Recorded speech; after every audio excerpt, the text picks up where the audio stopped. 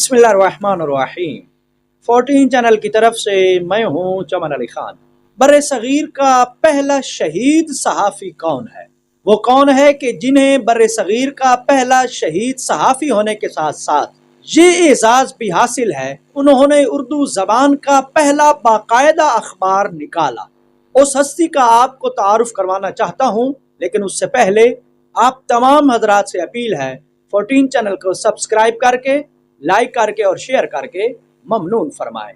उर्दू सहाफत के मेमार अव्वल, सहाफत के मुजद्दिद, उर्दू सहाफत के बाप, शोबा सहाफत के पहले चशमदीद रिपोर्टर यानी लाइव रिपोर्टिंग के बानी, माकूलात और मनकूलात के बहुत बड़े आलिम व अदीब, अपने दौर के सफ़े अव्वल के मुस्तनद और मोतबर आलिम दीन, अंग्रेज़ों की आमरीयत और जुल्म और उनकी तरफ से बर्रे सगीर के बाशिंदों को ईसाई बनाने की मुहिम के सबसे बड़े मुखालिफ, मुगल दरबार में वुज़रा व उमरा की बेज़ाब्तगियों और करप्शन के खिलाफ जुर्रत और बेबाकी का मुज़ाहरा करने वाले पहले कलमकार, सहाफत के मैदान में न डरने वाले, न बिकने वाले और न झुकने वाले पहले बड़े सहाफ़ी, जंगे आज़ादी 1857 के अजीम हीरो, इल्म सहाफत की बहुत बड़ी शख्सियत, जिन्हें बर्रे सगीर का पहला शहीद सहाफ़ी होने का एजाज़ भी हासिल है,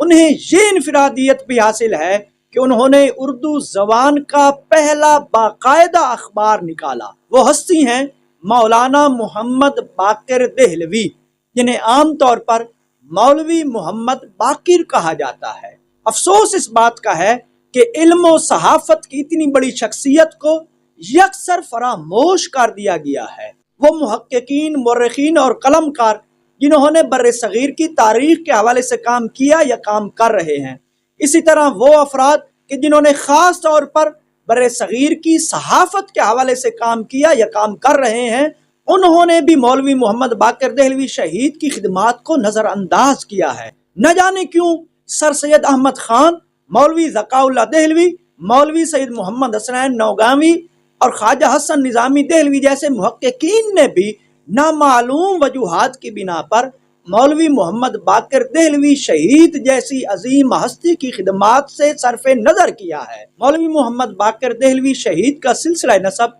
अजीम सहाबी रसूल जनाबे सुलेमान फारसी रज़ियल्लाहु अन्हु से जाकर मिलता है। जनाबे मौलवी मोहम्मद बाकिर देहलवी शहीद के जद्द आला अखुंद मोहम्मद इब्राहिम अल-हमदानी थे और उनके जद्द अमजद हजरत मोहम्मद शिकोह थे। 17वीं सदी में उनके आबाव अजदाद ईरान के शहर हमदान से हिजरत करके मोहम्मद शाह के दौरे हुकूमत में कश्मीर में आए। फिर शाह आलम के दौरे इक़्तिदार में उनके जद्द अमजद हजरत मोहम्मद शिकोह कश्मीर से दिल्ली में वारिद हुए। मौलवी मोहम्मद बाकिर शहीद के बकौल उनके जद्द अमजद हजरत मोहम्मद शिकोह अपने ज़माने के बुलंद पाया मुज्तहिद थे। मौलाना मोहम्मद बाकिर देहलवी शहीद के ख़ानदान की एक बहुत बड़ी खूबी ये थी कि उन्होंने कभी भी दीनी अलूम की तहसील, तदरीस को और मजहबी दीनी खिदमात को अपना ज़रिया माश न बनाया था। वो अपने दीनी पहलुओं पर मुआशी इन्हिसार करने की बजाय तिजारत, मुलाजमत और दीगर उमूर के ज़रिए से अपना चूल्हा चलाते थे। बर्रे सगीर के पहले शहीद सहाफ़ी मौलाना मोहम्मद बाकिर देहलवी शहीद के वालिद का नाम मौलाना मोहम्मद अकबर था और वो अपने ज़माने में दिल्ली के मरजाए मुस्लिमीन शुमार किए जाते थे। वो एक बरजस्त आलिम दीन और बेहतरीन मुदर्रिस थे और उनका अपना हौज़ा इल्मिया था। मौलाना मोहम्मद बाकिर देहलवी शहीद की विलादत सन 1780 ईस्वी या सन 1790 ईस्वी में हुई। मौलाना मोहम्मद बाकिर शहीद अपने वालिद के अकलौते बेटे थे और उन्होंने इब्तदाई तालीम अपने वालिद से हासिल की थी। उन्होंने 1825 ईस्वी में दिल्ली कॉलेज में दाखिला लिया था। 1828 ईस्वी में तालीम मुकम्मल करने के बाद वो उसी कॉलेज में ही मुदर्रिस हो गए थे। जब अंग्रेजों ने दिल्ली कॉलेज में तलबा को ईसाईयत की तरगीब देनी शुरू की तो वो बददिल होकर दिल्ली कॉलेज की मुलाजमत से मुस्ताफी हो गए। सन 1834 में महकमा माल में तहसीलदार भर्ती हो गए। मौलाना मोहम्मद बाकिर देहलवी शहीद की ज़ौजा का नाम इमामी खानुम था और उनके अकलौते बेटे का नाम मौलाना मोहम्मद हुसैन आज़ाद था।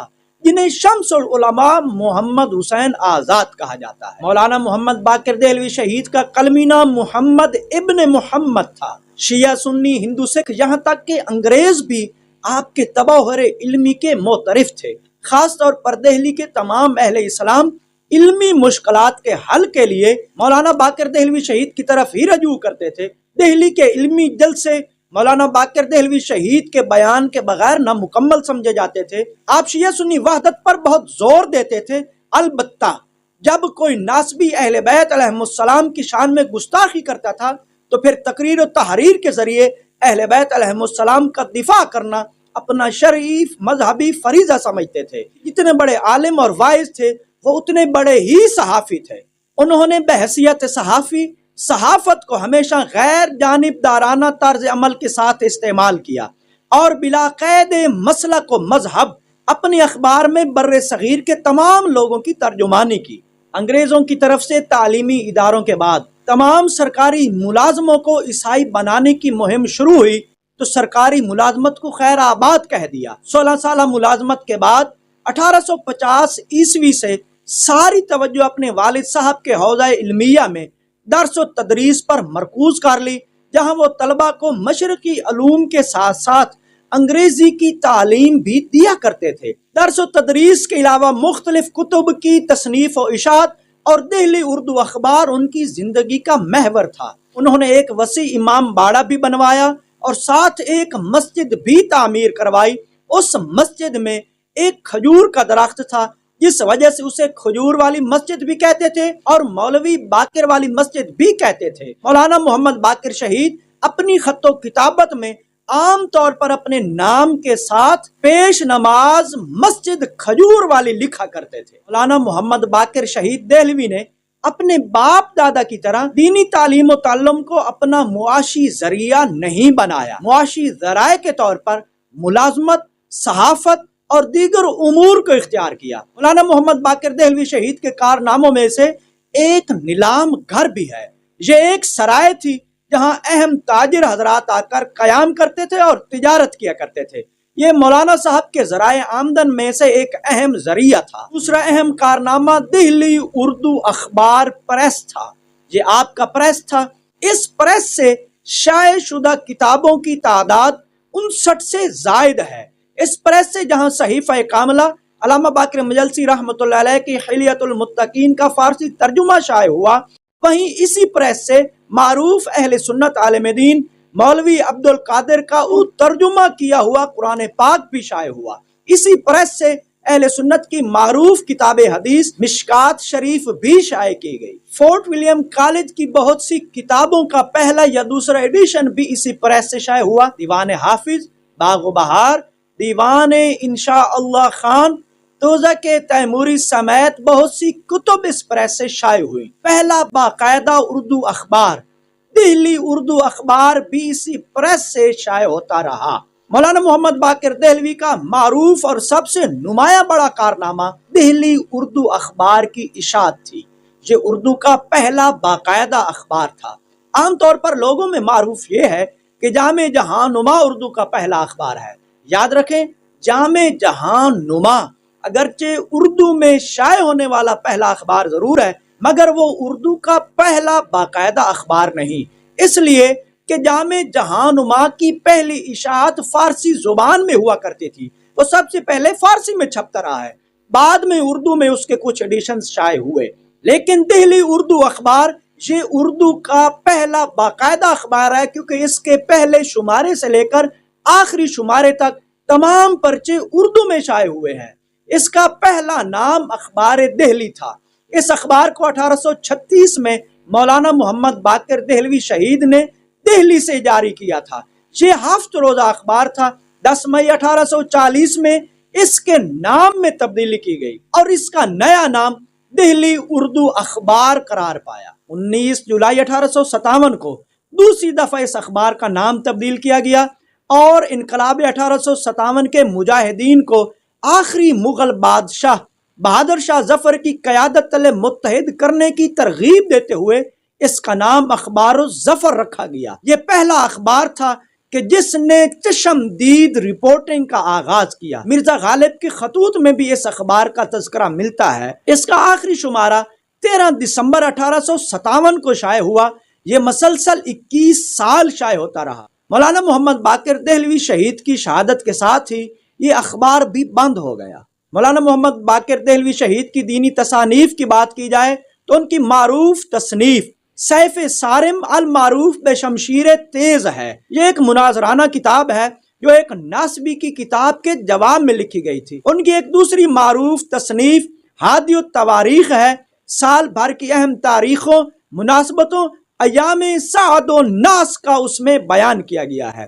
مولانا محمد باقر دہلوی شہید کی دیگر تصانیف میں سے رسالہ مباہلہ، رسالہ نکاح، رسالہ عید غدیر، رسالہ قرات، تفسیر آیات ولایت اور دیگر کی کتب بھی شامل ہیں، مگر ان کی بہت سی کتب ان کی لائبریری کے جلائے جانے کے باعث ناپید ہو چکی ہیں۔ مولانا محمد باقر دہلوی شہید انقلاب 1857 کے ایک نمایاں ہیرو تھے۔ انہوں نے اپنی تلوار اور قلم کے ذریعے انگریزوں کے مظالم کا مقابلہ کیا۔ انہوں نے اپنی اخبار کو انگریزوں کے خلاف مجاہدین کے ترجمان کے طور پر پیش کیا۔ اپنے اخبار میں نہ صرف انگریزوں کے خلاف جہاد کے فتووں کو شائع کیا، بلکہ انہوں نے عوام کو بھی اپنے اخبار کے ذریعے انگریزوں کے خلاف جہاد پر آمادہ کیا۔ یہی وجہ ہے کہ انقلاب 1857 کی ناکامی کے بعد جب انگریز فاتح کی حیثیت سے دہلی میں داخل ہوئے تو جہاں انہوں نے مولانا محمد باقر دہلوی شہید کے گھر کو مسمار کیا، ان کی لائبریری کو جلایا، ان کے مال و اسباب کو لوٹا، ان کے پاس محفوظ بہت سے قدیمی کتابوں کے قلمی نسخوں اور ان کی اخبار کے تمام پرچوں کو نظر آتش کیا، میجر ولیم اسٹیفن نے دہلی پر قبضے کے محض 2 دن بعد مولانا محمد باقر دہلوی شہید کو بغاوت کے جرم میں ان کا موقف سنے بغیر اور کسی قسم کا مقدمہ چلائے بغیر 16 دسمبر 1857 کو گولی مار کر شہید کر دیا، اور ان کے اکلوتے فرزند شمس العلماء مولانا محمد آزاد کی گرفتاری کے آرڈر جاری کر دیے گئے۔ مولانا محمد حسین آزاد اپنے والد کی شہادت کے بعد بے سر و سامانی کی حالت میں ایک طویل مدت تک انگریزوں کے خوف سے چھپتے چھپاتے زندگی بسر کرتے رہے۔ امید کرتا ہوں کہ یہ گفتگو بر صغیر کے پہلے شہید صحافی مولانا محمد باقر دہلوی شہید کے حوالے سے آپ کے نالج میں اضافے کا باعث بنے گی۔ والسلام علیکم ورحمۃ اللہ وبرکاتہ۔